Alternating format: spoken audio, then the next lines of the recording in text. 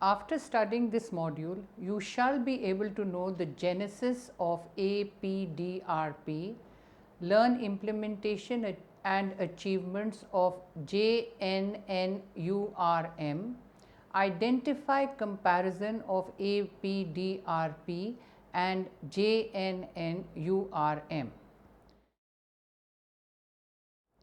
There is a growing consensus among policy formulators that the private-public partnership mode holds the key to the development of infrastructure in the country. In the past, the government used to dominate infrastructure space with hardly any private sector participation. However, times have changed. The government is now focusing on a public-private partnership model for infrastructure creation. A host of private sector construction players have invested in infrastructure sector, mainly through the BOT model, which is the build, operate, transfer. PPP has been in vogue for over a decade in the country, and there exists copious literature on what constitutes PPP in terms of ownership of assets and responsibility, operation and maintenance. There exists some opaqueness on how O&M responsibilities should be transferred from the public domain to the private and what residual responsibilities remain for the public institutions to shoulder. Public institutions' financial responsibility also remains clouded, as there is a general perception that the private sector can run the facility profitably right from the beginning. The Accelerated Power Development and Reform Program APDRP and the Jawaharlal Nehru National Urban Renewal Mission JNNURM are two prominent centrally sponsored schemes with sector-specific focus on the power sector and urban infrastructure respectively. Their success critically depends on PPP. The genesis of APDRP. The financial health of SEBs became a major cause for concern once their losses reached staggering proportions at 26,000 crores during 2000-2001, which was equivalent to about 1.5% of GDP. Accelerated Power Development Program, which is APDP, was undertaken in the year 2000-2001 as a last means to restore the commercial viability of the power distribution sector. Since incentive financing linked to the reform process was proposed to be integrated with the existing investment programs to achieve commercial viability of state electricity boards or power utility, the original APDP was rechristened the Accelerated Power Development and Reform Programs in 2002-2003.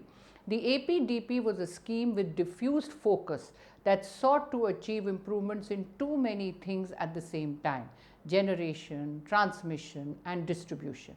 Its emphasis was on inputs and projects as opposed to outcomes. The program made heavy demands on the center in terms of project selection, and monitoring was to be monitored by the Power Finance Commission. Many projects awaiting clearance under other schemes of PFC and the Rural Electrification Corporation REC found their way into the APDP. Disbursements linked to signing of MOUs were ineffective. State governments happily flouted rules, including the critical ones such as creating a ring-fenced account for APDP funds. The failure of the APDP led to the adoption of more focused measures that were likely to achieve the objectives of sustainable power provisioning. Drawing upon the experience of Odisha's privatization model, the reforms were planned in two phases. The first phase was to improve internal functioning by metering, transparency of processes, smooth information exchange and so on. And the second phase was to achieve structural and regulatory changes by privatization of distribution, multi-year regulation, abolition of a single buyer model, among other elements. The main objectives of APDRP are improving financial viability, reduction of T&D losses to around 10%, improving customer satisfaction, increasing reliability of power supply, improving quality of supply, adopting systems approach with MIS, bringing transparency through computerization. The Apdrp scheme has two main components, investment and incentives. Investment component. For purpose of strengthening and upgradation of sub-transmission and distribution network, the center provides additional central assistance in the form of grants to the state utilities to the tune of 25% of project cost. For availing funds under the investment component of Apdrp, project proposals are prepared by state utilities in the form of detailed project reports, which are reviewed by the advisor cum consultants and then considered and sanctioned by Apdrp Steering Committee on merit. Apdrp is an instrument to leverage distribution reforms in the state. Therefore, priority is given to projects from those states which have committed themselves to a time-bound program of reforms as elaborated in the Memoranda of Understanding and Agreement and are making progress on those commitments. An incentive equivalent to 50% of the actual cash loss reduction by SEBs or utility is provided as grant. The year 2000-2001 is the base year for the calculation of loss reduction in subsequent years. The cash losses are calculated net of subsidy and receivables. During the 10th plan period, which is from 2002 to 2007, planned outlay of Apdrp under the two components was rupees 40,000 crores. Rupees 20,000 crores for strengthening and upgradation of sub-transmission and distribution network under the investment component, and grants of rupees 20,000 crores to the states for reduction in cash losses by SEBs or utilities under the incentive component. All states have signed MOUs with the Ministry of Power to take steps to undertake distribution reform in a time-bound manner. Subsequently, 25 states have constituted State Electricity Regulatory Commissions, SERCs, and 21 have issued orders towards rationalizing tariff structures. States are now more committed to subsidy payments to utility. The analysis of financial outcomes indicates that Apdrp did not succeed in achieving its objectives. In its primary objective of reducing technical and commercial losses to less than 15%, Apdrp failed miserably. The aggregate technical and commercial losses continued to remain unacceptably high at over 35%, and they range from 18 to 62% across states. In terms of investment component, against the target of 40,000 crores, that is 20,000 by the Government of India plus 20,000 by the state and SEBs, projects worth rupees 17,034 crores were sanctioned. 42.5% of planned outlay, against which the Government of India released 7,203.44 crores. The actual expenditure was little and stood at rupees 10,810.54 crores. That is 27% against planned outlay. The final utilization figure also indicates that Government of India has released funds, but state governments have not added their share and many projects are incomplete. In terms of the incentive component, it was envisaged that state and SEBs would wipe out losses of rupees 40,000 crores which was securitized and claim 20,000 crores as an incentive grant from the Government of India.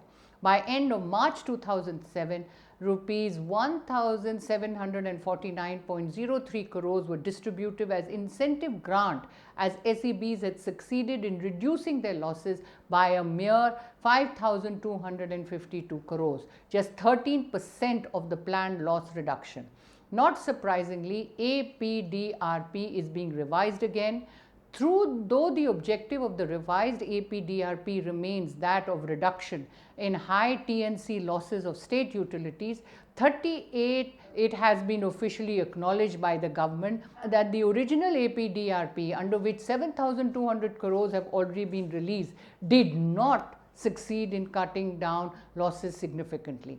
Experts blamed too many preconditions for the failure of the program, under which states were supposed to unbundle their utility, set up state electricity regulatory commissions, and ensure 100% metering. The revised program, on the other hand, lays stress on only one parameter, that the states have to improve their collection efficiency, irrespective of whether they have unbundled their boards or whether they have set up a regulator or not. JNNURM. The JNNURM, which is the Jawal Nehru National Urban Renewal Mission scheme, was announced on 3rd December 2005 for a duration of 7 years, 2005 to 11, with a plan outlay of 50,000 crores as an ACA to state governments for 63 selected cities, which included 35 cities with 10 lakh plus population, state capitals, and 28 special cities. GOI has also formulated the Urban Infrastructure Development Scheme for small and medium towns, UIDSSMT, on a similar lines, with rupees 50,000 crore planned outlay as an ACA to state governments for over 4,000 agglomerations identified as small or medium towns. In this paper, we shall evaluate JNNURM only. The JNNURM has the following objectives. 1, to ensure that cities generate outcome-oriented proper plans through participatory processes. 2, to pool all relevant GOI programs or schemes into a centralized mission fund which can be enhanced. 3rd, to use the mission funding to focus on supporting services for the poor. 4th, to link fund disbursement with performance parameters. 5, to secure effective linkages between asset creation and asset management so that the infrastructural services created in the cities are not only maintained efficiently but also become self-sustaining over time. 6, to develop cities in a well-planned manner to include semi-urban areas, outgrowths, and urban corridors so that urbanization is dispersed. Infrastructure projects admissible under JNNURM are: 1, water supply and sanitation, including desalination plants where necessary, sewerage and solid waste management. 3rd, hospital waste management. 4th, laying, improvement, widening of arterial, subarterial roads and bridges to remove transport bottlenecks. 5, urban transport and construction and development of bus and truck terminals. 6th, environmental improvement and city beautification schemes. 7th, construction of working women's hostel, marriage halls, old age and destitute children's home, night shelters with community toilets. 8, street lighting. 9, slaughterhouses. 10, civic amenities like playgrounds, stadiums, community halls. Financing of the project under the JNNURM is proposed in a manner which fulfills the JNNURM objectives and promotes PPPs in the creation of urban infrastructure. In order to be eligible for assistance, respective ULBs and state governments have to undertake a set of mandatory reforms.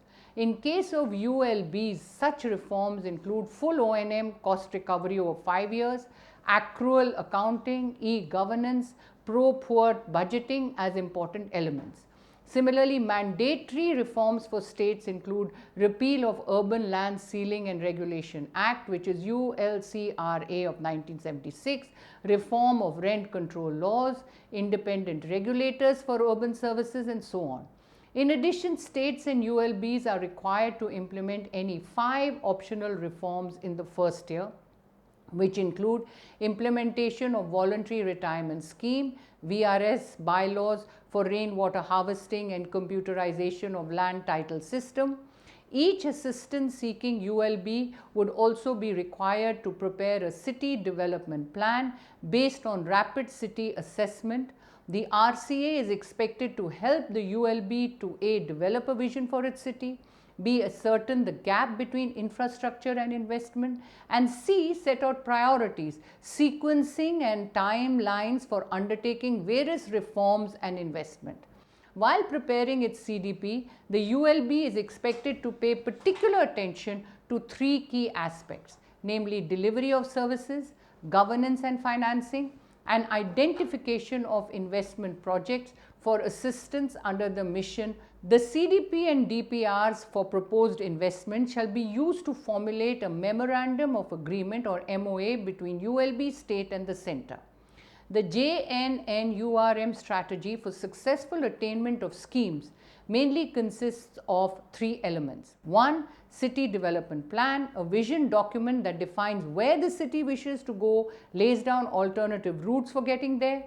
Second, detailed project reports. These provide detailed account of technology selected, engineering plans, estimates of quantity, implementation plans, social and environmental impact analysis, performance benchmark, financial plans, and so on for specific projects admissible under the JNNURM. Through DPRs, spheres and sectors for support are defined, project fit with CDP framework is established, financial and technical viability of the project is evaluated, a clear financing structure for each project is presented. Reform plan with time frames. JNNURM is not a free lunch. Assistance for investment is contingent upon the attainment of various mandatory and optional reforms by ULBs and respective state government. The reforms to be undertaken are as follows. First, mandatory reforms from ULB. Under this, accrual-based double-entry system of accounting, introduction of system of e-governance using IT applications like GIS and MIS for various services provided by ULBs, reform of property tax with GIS so that it becomes a major source of revenue, levy of reasonable user charges, full recovery of O&M costs. Operational and maintenance cost, internal earmarking within local body budgets for basic services to the urban poor, and provision of basic services to urban poor include improved housing, security of tenure at affordable prices, water supply, sanitation, ensuring delivery of other existing universal services of the government for education, health and social security. These works must be given a minimum of 35% share of the funds going to be spent under JNNURM. B. Mandatory reforms for state governments. Implementation of the 74th Constitution Amendment Act 1992, enactment of Public Disclosure Law, enactment of Community Participation Law, assigning or associating elected ULBs with the city planning function, repeal of the ULCRA 1976, reform of rent control laws balancing the interests of landlords and tenants, rationalization of stamp duty to bring it down to not more than 5% within the next 5 years. C. Optional reforms. States and ULBs are any two optional reforms to be undertaken per year. Revision of bylaws to streamline approval process for construction of buildings, development of sites, etc. Simplification of legal and procedural framework for conversion of agricultural land for non-agricultural purposes. Introduction of property title certification system. Earmarking at least 20 to 25% of developed land in all housing projects, both public and private agencies, for economically weaker sections, lower income group, category with system of cross subsidization. Introduction of computerized process of registration of land and property. Revision of bylaws to make rainwater harvesting and adoption of water conservation measures mandatory in all buildings. Bylaws for reuse of recycled water. Administrative reforms. Structural reforms encouraging PPP. Implementation and achievement of JNNURM. Since JNNURM has just completed 2 years of its planned 7-year project life, any conclusion drawn about its success or failure would be premature. Still, this analysis is important to project the trajectory of its future performance and to identify early warning signals. The following paragraph states the achievement till July 2007.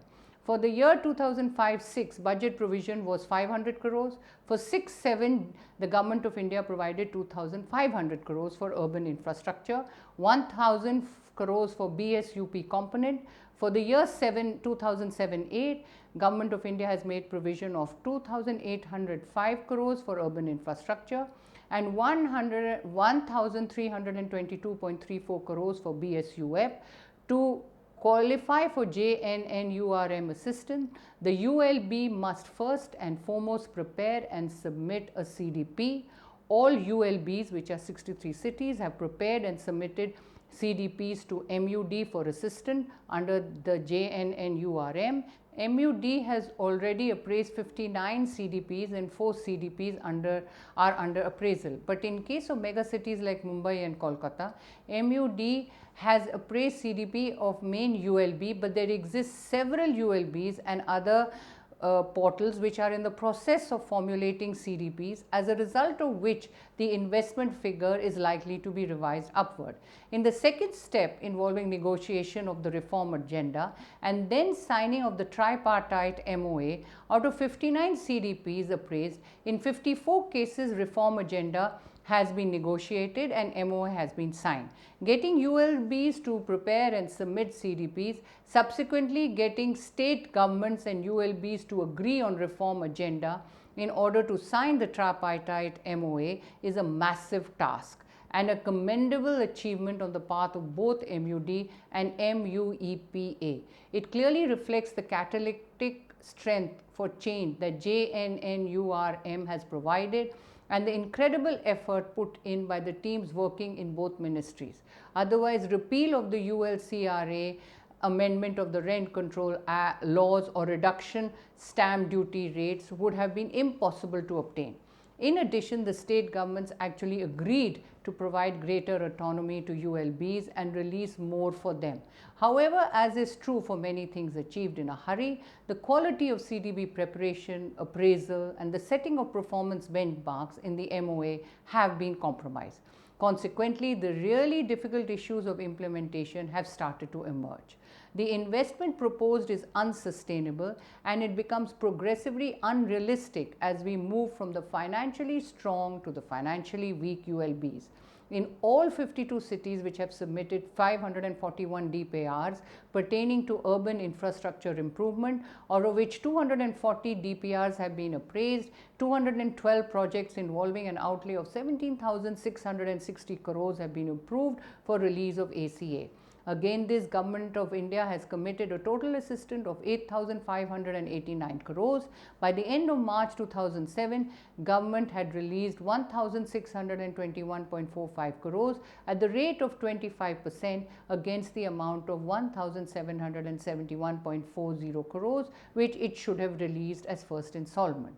Under BSUP, 42 cities of 19 states submitted 225 DPRs of rupees 13,280 crore outlay, out of which 166 projects involving cost of 9,872 crores have been approved for release of JNNURM assistance. Again, this the Government of India has committed total assistance of 4,957 crores. By the end of March 2007, Government of India had released 974 crores against the first installment at the rate of 25% of rupees 1,240 crores.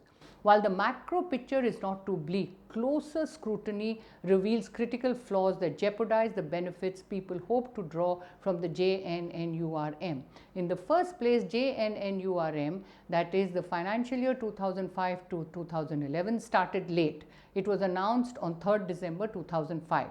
And by the time it was announced, 9 months of the first year had lapsed, and the scheme has still not recovered from the cascading effects of this delay. In terms of the extent of funds released, the program seems to have dragged its feet. One may note that against the total of 4,000 crores budget provision in 2005-07, Government of India has released 2,595 crores, which turns out to be 65% of provision made and a mere 5% of the total fund released to be made in 7 years. This implies that in the remaining 5 years, it will have to disperse 95% of the funds. Total budgetary provision for the current year 2007-08 is 4,127 crores, which is likely to be used up to give first installment of assistance at the rate of 25% of project cost, as adequate number of projects are in the pipeline and more will be coming from cities for approval.